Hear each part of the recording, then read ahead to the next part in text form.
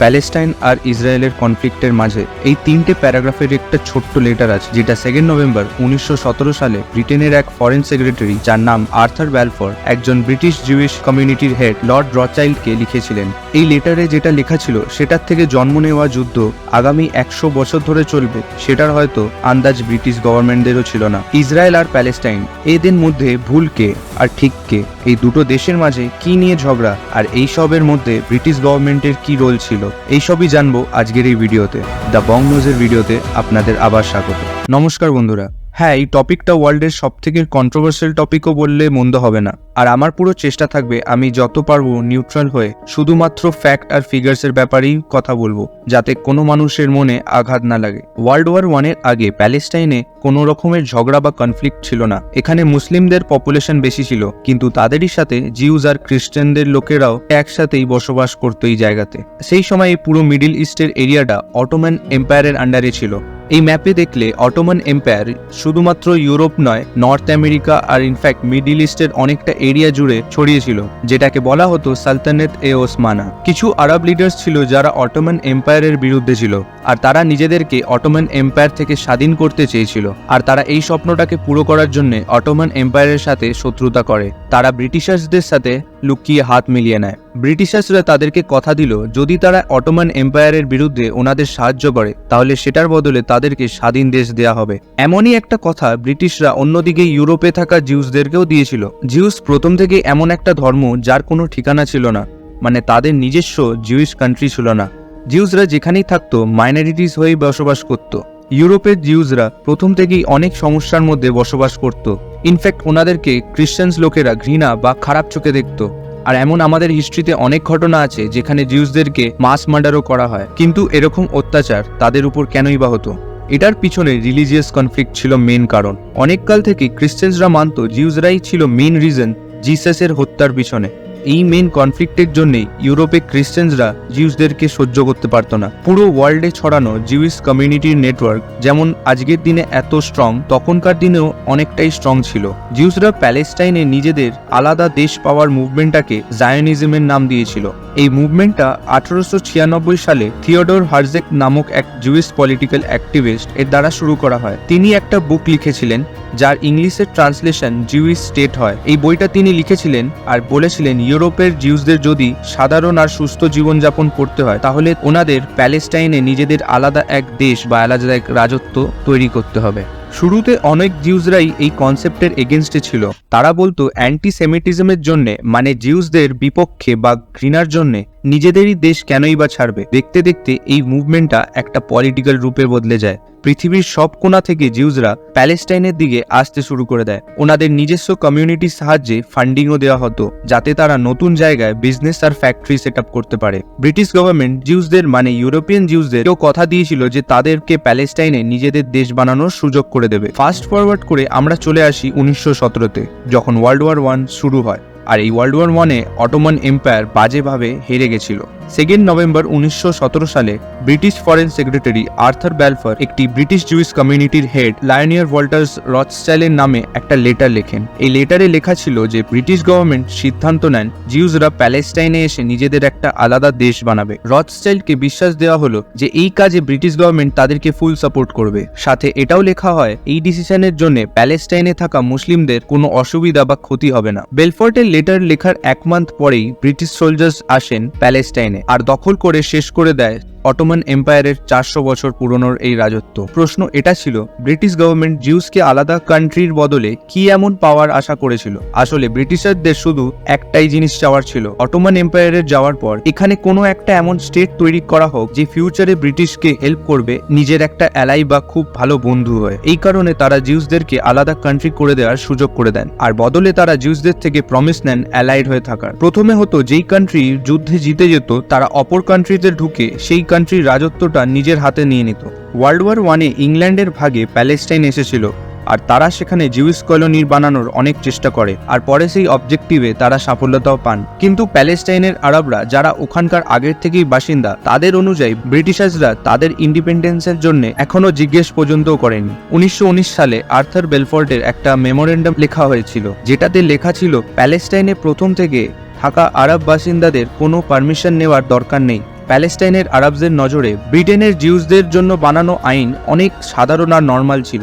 প্যালেস্টাইনে সেই সময় পৃথিবীর কোনা কোনা থেকে জিউস সম্প্রদায়ের লোকেরা আসতে শুরু করে দেয়। তারা সেখানে স্কুল বানানো থেকে শুরু করে ফ্যাক্টরিজ, বাড়ি আর অন্যান্য বড় বড় স্ট্রাকচারসও বানাতে শুরু করে। আর তারা ব্রিটিশার্সদের সাহায্যে নিজেদের একটা ছোট্ট আর্মিও বানিয়ে ফেলেন, যেটাকে হাগানা বলা হয়। এইসব দৃশ্য দেখে প্যালেস্টাইনের আরব লোকেরা ব্রিটিশদের উপর ক্ষিপ্ত হয়ে যান, কারণ তাদের জন্য কোনো পজিটিভ স্টেপ নেওয়া হয়নি। প্রায় 20 বছর ধরে তারা মুখ বন্ধ করেছিল। আর 1939 সালে ওখানকার আরবসরা মুভমেন্ট শুরু করে দেয় ব্রিটিশ আর জিউস লোকেদের এগেনস্টে। অবশ্য এটা ঠিক, ব্রিটিশদের এগেনস্টে যাওয়া মানেই হচ্ছে বেইমানি। প্যালেস্টাইনের এই মুভমেন্টের জন্য ওখানকার আরব বাসিন্দাদের জেলও হয়, মার্ডারও হয়। ইনফ্যাক্ট এমন এমন লিডার্সরাও থাকেন যাদেরকে প্যালেস্টাইন থেকে ডিপোর্টও করে দেওয়া হয়। এত কিছু হয়ে যাওয়ার পরেও ওখানকার আরবসরা এই মুভমেন্টটাকে থামায়নি।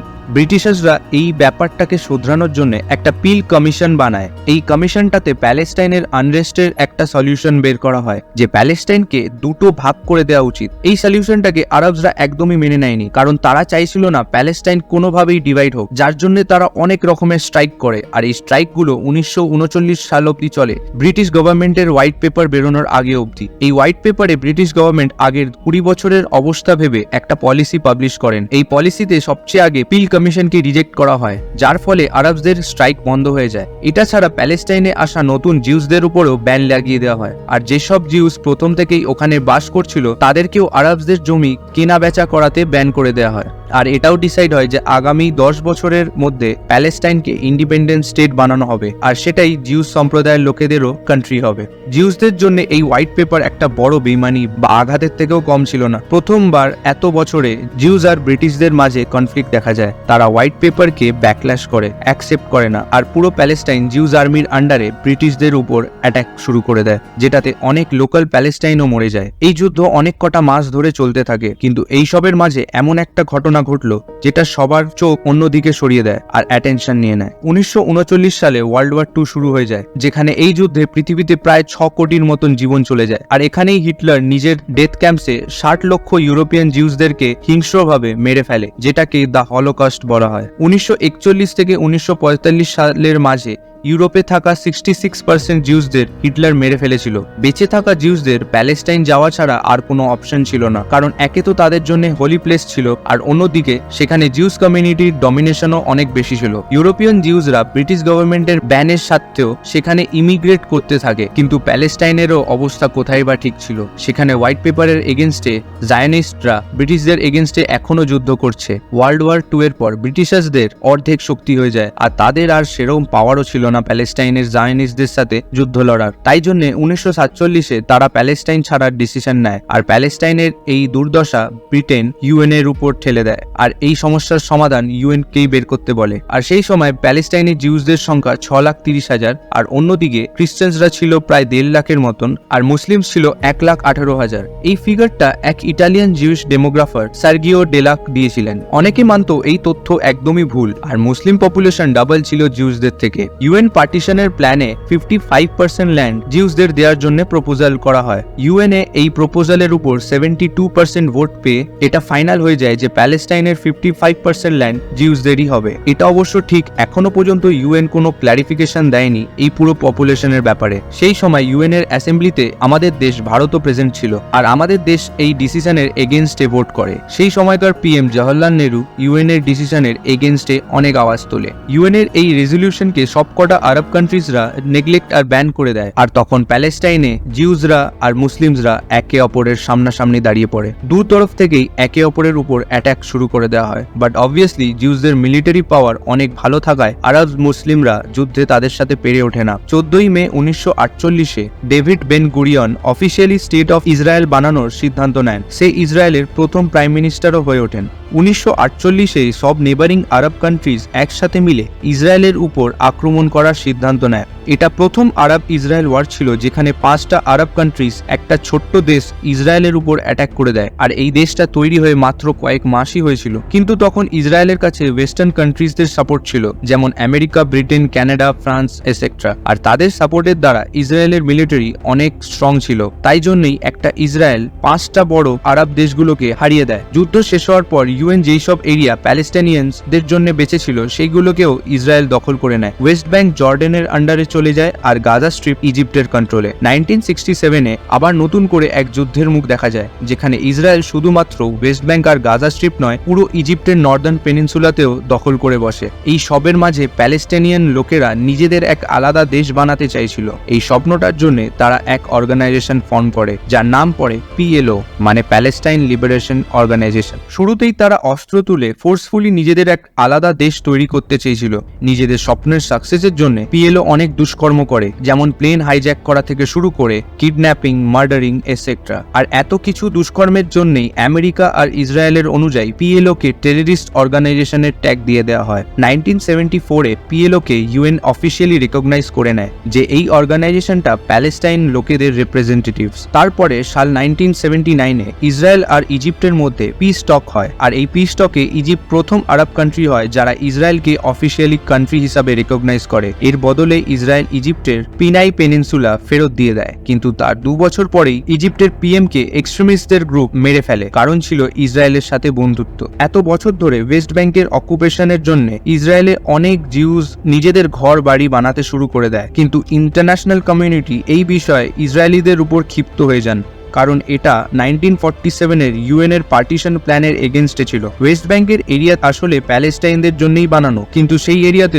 জিউস সম্প্রদায়ের লোকেরাও বসবাস করত ইল্লিগালি। 1992 সালে ইসরায়েল আর PLOর মধ্যে পিসফুল টক হয়, আর PLOর লিডার ইয়াসের আরাফাতও ইসরায়েলকে রেকগনাইজ করে নেয়। আর অন্যদিকে ইসরায়েলি PM ইয়েৎসাক রাবিনও PLO কে রেকগনাইজ করে নেন আর বলেন যে PLO কোনো টেররিস্ট অর্গানাইজেশন নয়। এরই মাঝে PLO স্প্লিট হয়ে যায়। ওনাদের সেকেন্ড উইং, যারা চায় ইসরায়েলের সাথে কোনো ডিল না করা হোক, আর এই গ্রুপটাই তৈরি হয়ে যায় যেটা আজকের দিনে আমরা হামাস নামে চিনি। অন্যদিকে এরকম ভাবে ইসরায়েলিদের এক্সট্রিমিস্ট গ্রুপের লোকেরা বলে প্যালেস্টাইনের সাথে কোনো ডিল না করা হোক। এত নেগেটিভিটি থাকা সত্ত্বেও ইসরায়েল আর PLOর মাঝে পিস ট্রিটিতে কোনো সমস্যা হয়নি। PLO আর ইসরায়েল প্রথমবার সামনাসামনি এসে এই সমস্যার সমাধান একসাথে বার করে, কিন্তু ওয়েস্ট ব্যাংকে তখন অনেক ইসরায়েলি ঘর বাড়ি আর ফ্যাক্টরি বানিয়ে ফেলেছিল, সেটাও ইসরায়েলি গভর্নমেন্টের ইচ্ছায়। সেই মতো ওখানকার কন্ডিশন দেখে সলিউশন বের করা হলো যে ওয়েস্ট ব্যাংককে 3টে ভাগে ডিভাইড করা হবে, ABC, যেখানে A মানে হচ্ছে অনলি প্যালেস্টাইন বা PLO কন্ট্রোল লোকেরাই থাকবে, B যেখানে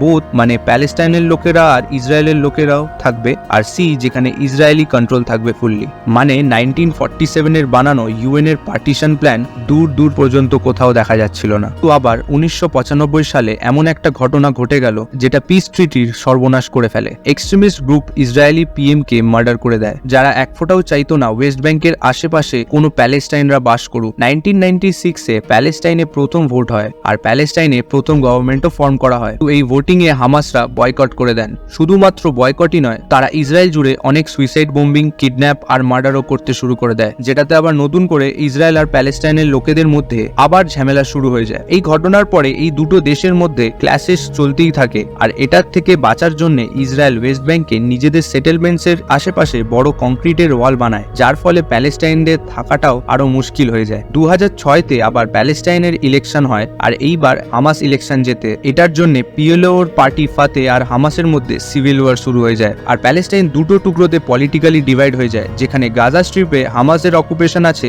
আর ওয়েস্ট ব্যাংকে PLO মানে ফাতে গভর্নমেন্ট। যেই সব মিসাইল বা অ্যাটাক দেখা যাচ্ছে আজকের দিনে ভিডিওতে, সেগুলো গাজা স্ট্রিপ থেকেই ফায়ার করা হয় ইসরায়েলি পপুলেশনের উপর। এই রিজনের জন্যই ইসরায়েল গাজার বাউন্ডারিতে একটা হাইলি এফেক্টিভ ফোর্স বানিয়ে তোলে। অবশ্য ঠিকই প্রায় 2-3 বছর ছাড়াই হামাস আর ইসরায়েলের মধ্যে এরকম ক্ল্যাশেস দেখা যেতেই থাকে, যেখানে মিসাইল ফায়ারিং থেকে শুরু করে সিভিলিয়ান মার্ডার্স সবই হয়। 2 বছর আগে মানে 2021 সালে সেম ভাবে মিসাইল অ্যাটাক হয়েছিল দুদিক থেকে, ঠিক সেম ভাবেই কিন্তু আরো 1000 গুণ বেশি ড্যামেজের সাথে অক্টোবর 7, 2023-এ মিসাইল অ্যাটাক হয়, যেখানে হামাস ইসরায়েলের উপর 5000-এরও বেশি বোম ফায়ার করে দেয়। এটা ছিল ইসরায়েল আর প্যালেস্টাইনের সেই কনফ্লিক্ট যেটা প্রায় 100 বছর ধরে চলে আসছে। আমি এই টপিকটাকে শুধুমাত্র তথ্যের সাহায্যেই কোনো রিলিজিয়নকে টার্গেট না করেই বানিয়েছি।